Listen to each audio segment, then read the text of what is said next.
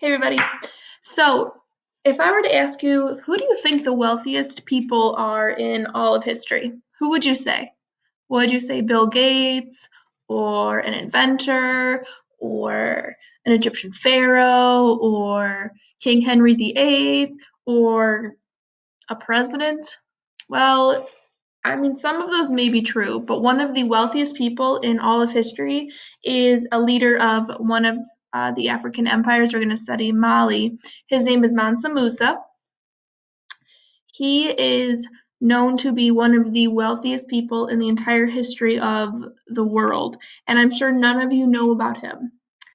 He was a devout Muslim in Mali, and he led his country, his territory, his kingdom, his empire uh, into such prosperity and growth, and had so much money uh, that he really led a revolution in thinking of what empires could be and what they could look like in the early 1300s. He was by far more successful than Europe at that time, far more successful than Egypt or any of the other ancient civilizations you knew about. So on this page are just three pictures of him depicting uh, him traveling with his large armies. Everything is decked out in gold. You can tell in this picture here that he is leading a ton of people with horses and camels carrying gold. And up here is a picture of him on a primary source of one of the first explorers to kind of travel around the world. They had put him on the map, showing his golden crown, his golden like nugget and a staff. Him, literally the person is sketched onto this map to show like his strength throughout the world. So in this video, we're going to talk real quick about how he and his empire got so wealthy. I don't know how far we're going to get with this, so let's just start. All right, so we're going to talk about building his empire. So his empire is of Mali in the western part of Africa. And as we know, we have a lot of desert land up here. It's very dry land. And there's two things that really made Mali a lot of money during this time. One, gold. Everybody wants gold. Gold's always been worth a lot of money. Gold is still worth a lot of money. The second thing you all have in your house, I bet, I would literally put $100 on a table that every single one of you have this in your house. Salt.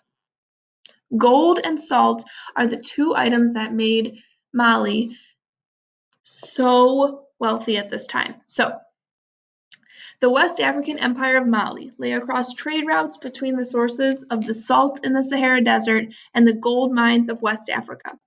The empire became wealthy by trading goods such as salt, gold, nuts, and ivory. For the people of the desert, salt was a natural resource. In the cities, salt was valuable. People used salt for their health and for preserving foods. Long lines of camels, called caravans, carried salt to Mali from the Sahara in the north and east. Miners found gold in western Africa. Timbuktu was an important city in the Empire of Mali. It had a famous university with a large library containing Greek and Roman books. There were many schools and universities in Timbuktu. So you'll find these two questions on your Google form. Kings of Mali. Africa was home to several great empires. One of the most prosperous was the early West African Empire of Mali. The kings of Mali were rich and powerful men who controlled much of the trade in West Africa. In about 1235, Sundiata became the first ruler of Mali. Sundiata. What did I say? Sundiata? Sundiata is one of his children. Sundiata helped make Mali one of the wealthiest empires in the region. He conquered many lands that had great wealth. The kings or Mansas that followed Sundiata made the empire even larger. During Mansa Musa's rule from 1313 to 1337, the empire grew to include important trade centers such as Timbuktu. The West African Empire of Mali soon became an important trade center. Mansa Musa stopped in Cairo, Egypt, during a long journey. With him were thousands of his followers and about 100 camels. Each carried hundreds of pounds of gold. Mansa Musa handed out handful of gold dust to beggars. He showed off the wealth and generosity of the empire of Mali.